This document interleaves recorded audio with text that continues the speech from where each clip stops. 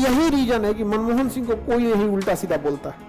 कांग्रेस को कोई कुछ बोल दे, मनमोहन सिंह को कोई नहीं बोलता है। देश को बचाया था इस साल, 15 दिन का पैसा बचा था। पीवी नरसिम्हा राव ने हाथ खड़ा कर दिया कि देश को आपको बचाना है, हमसे नहीं हो रहा। 3 काम किया गया, सुजुकी, टोयोटा, इतना धड़ल्ले से आई सब, तो देखा गया कि अरे बाप रे, ये तो चक्का उक्का बना के पूरा गाड़ी बना दे रहा है। भारत में मारुति थोड़ा सा आधा दाम में खरीदिए 50 लाख 45 लाख का फॉर्च्यूनर।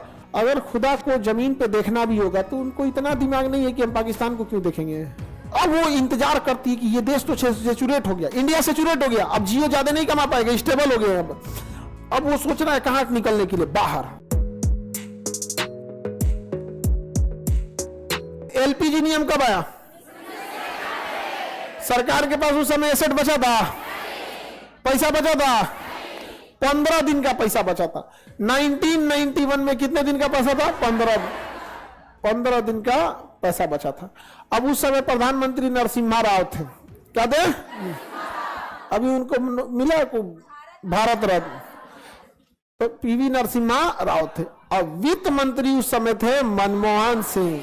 पीवी नरसिम्हा राव ने हाथ खड़ा कर दिया कि हमरा से ना हो, तो ये देश को आपको बचाना है, हमसे नहीं हो रहा। तो पीवी नरसिम्हा राव ने जब खुला छूट दे दिया, किसे? मनमोहन सिंह, तो उन्होंने एलपीजी नियम लाया। 15 दिन का पैसा था भारत के पास, कितने दिन का? कहा था कि हमारे पास एसेट खरीदने का पैसा, 15 दिन का पैसा है।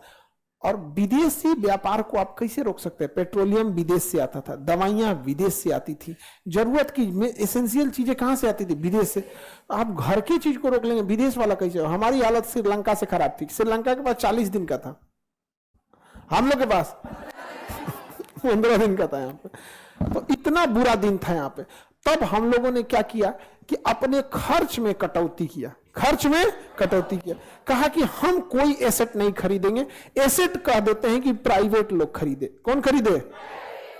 प्राइवेट लोग खरीदे। तो प्राइवेट आदमी को कहा गया तुम एसेट खरीदो। कहा गया तुम भी हवाई जहाज खरीद लो।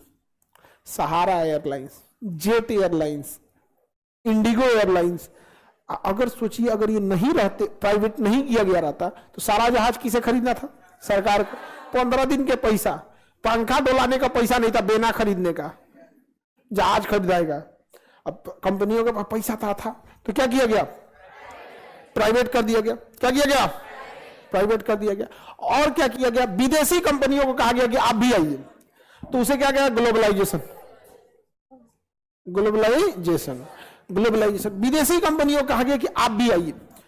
क्या कीजिए? आप भी आइए। भले प्रॉफिट लेके जाओगे, यहां आओगे तो कारखाना तो डालोगे, रोजगार तो मिलेगा, टैक्स तो मिलेगा। हाँ, भले प्रॉफिट तुम्हारा लेके जाओगे, कोई बात नहीं, लेके जाओ, लेकिन रोजगार देगा, का टैक्स देगा, शहरीकरण होगा, कहीं कारखाना लगे शहरीकरण होगा कि नहीं होगा। तो विदेशी कंपनियां, जैसे ये कहा गया, कोई कंपनी आने को तैयार नहीं। प्राइवेट कंपनी कहां से दे? सरकारी कर्मचारी से लूट के रद्द कर देगा सब, फाइलें आगे नहीं बढ़ाएगा सब। तब कहा गया कि कोई लाइसेंस की जरूरत नहीं, लिबरलाइजेशन। क्या कर दिया गया? लिबरलाइजेशन कर दिया गया, उदारीकरण। कहा गया कोई नियम कानून नहीं है, सीधे आओ, 15 दिन के अंदर सारा डॉक्यूमेंट क्लियर करो, अपनी कारखाना डालो। 3 काम किया गया। सारा इस मुख्य उद्देश्य था कि सरकार के पास पैसे नहीं थे। अब ये बताइए, अगर सरकार कोई कारखाना लगाएगी तो जमीन कौन खरीदेगा? सरकार। मजदूरों को सैलरी देगी, मशीनें खरीदेगी सरकार। पैसा कितना है सरकार के पास? 15 दिन। अब जब ग्लोबलाइजेशन हो गया तो विदेश से कंपनी आई, जमीन कौन खरीदा? विदेश की कंपनी। कारखाना लगाया, विदेश की कंपनी। सब तो विदेश वाला किया, और बाकी बच गया वो प्राइवेट। हॉस्पिटल खुल गए, प्राइवेट दबा के। अच्छा सोचिए, प्राइवेट हॉस्पिटल को हटा के देखिए आपके यहाँ का एरिया का क्या हाल होगा।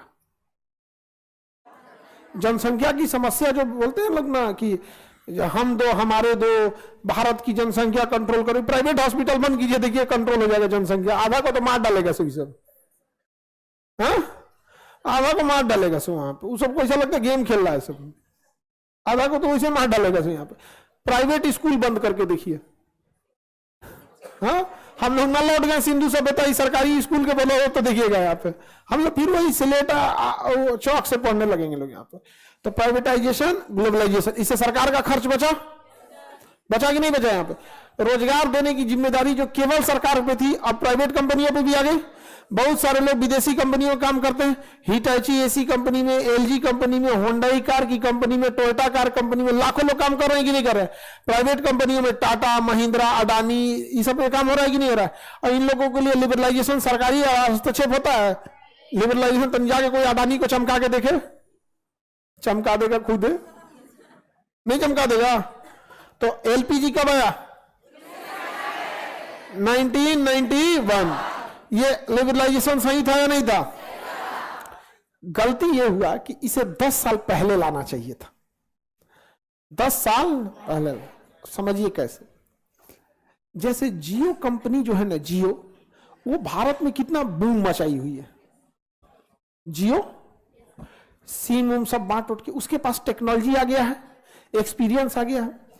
अगर गलती से पाकिस्तान ये कह दे कि पाकिस्तान में कोई विदेशी कंपनी भी ग्लोबलाइजेशन के तहत आ सकती है और यहां टेलीकॉम इंडस्ट्री डाल सकती है, कितना रैपिडली रिलायंस घुसेगा जियो लेके। अपना आपको आइडिया लग रहा है कितना रैपिड लेके घुसेगा? सब सेकेंड हैंड टावर खरीद लेगा। हाँ? पाकिस्तान अपने यहां नहीं किया है, अब कर रहा है, अब जागा लोग। अभी तो सब पाकिस्तान को ग्लोबलाइजेशन की क्या जरूरत है? उन सब का डायरेक्ट बात फरिश्तों से होती है। हम लोग जाहिल इंसान लोग, हम लोग को क्या पता? हम लोग को ऊपर वाला देखता भी होगा कि नहीं देखता होगा? हम लोग, उनके नजर में हम हिंदुस्तान वाले लोग कीड़े मकोड़े हैं, वो नेक लोग हैं, फरिश्तों से डायरेक्ट बात होती है, फोन नंबर रखा है सब। हाँ, उनको जब कोई मुसीबत होगी तो हाँ मैसेज कर देगा सब, उसका अलग टीम बनाया है। वो लगता है कि अच्छा ही बताओ, अगर खुदा को जमीन पे देखना भी होगा तो उनको इतना दिमाग नहीं है कि हम पाकिस्तान को क्यों देखेंगे? अच्छा, अगर वो देखते तो आज यही हालत रहता। अगर वो देखते तो यही हालत रहता, लेकिन अब कौन समझाएगा उन लोग को? खैर, आप फरिश्तों को कुछ नहीं बोल सकते। हाँ,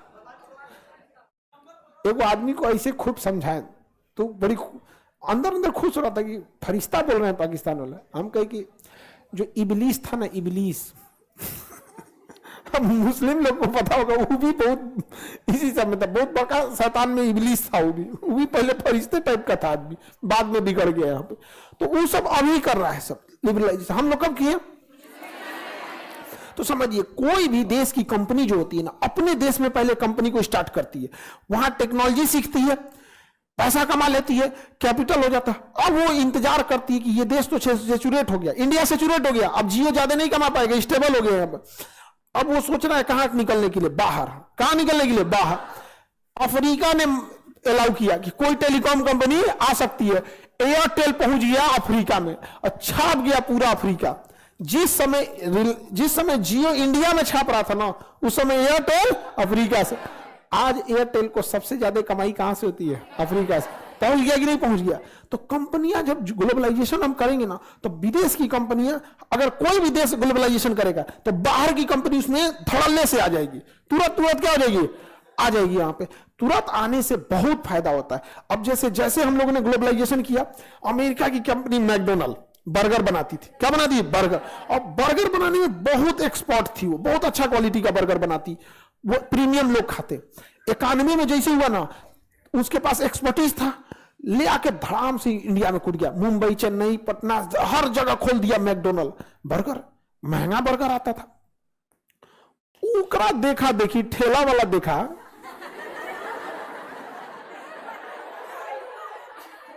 हाँ टमाटर डाल, ए पट्टी प्याज डाल, घास घूस डाल, पकौड़ी छान के डाल, मोड़ दे, लाल चटनी हरियर चटनी 25 रुपया।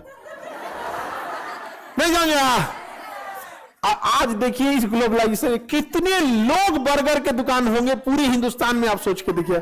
हमको लगता है कोई गली मोहल्ला नहीं बाकी छोड़ा हो गए हम।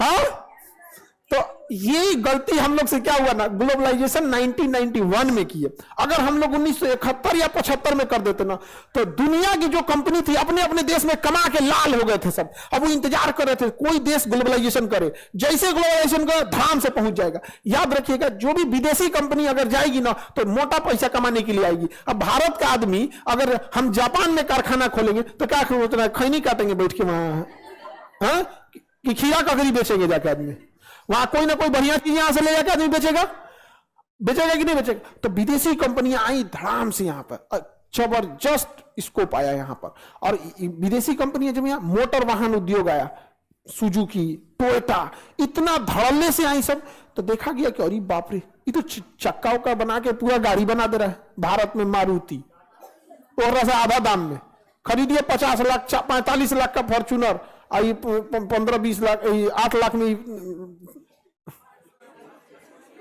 मारुति सुजुकी दे देगा, टाटा दे देगा 6-7 लाख से स्टार्ट कर देता है, नैनो दे देगा। यहाँ पे नहीं हो गया, अब बाहर की कंपनी करी यार, तो हम लोग का भट्ठा बैठा देगा।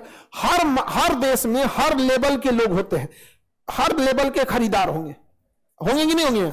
अगर 1 लाख का फोन बिक रहा है तो 10,000 का भी फोन कोई EMI पे खरीद रहा है। तो ग्लोबलाइजेशन से फायदा है या नहीं है? जबरदस्त फायदा हो गया कि नहीं हो गया। तो चाइना ने हमसे 10-15 साल पहले ग्लोबलाइजेशन कर दिया था, इसलिए धड़ल्ले से कंपनियां कहां घुस गई थी, चाइना में। जो बची हुई थी वो कहां आई थी, इंडिया में। यही रीजन है कि मनमोहन सिंह को कोई नहीं उल्टा सीधा बोलता है, कांग्रेस को कोई कुछ बोल दे, मनमोहन सिंह को कोई नहीं बोलता है। देश को बचाया था इस साल, 15 दिन का पैसा बचा था।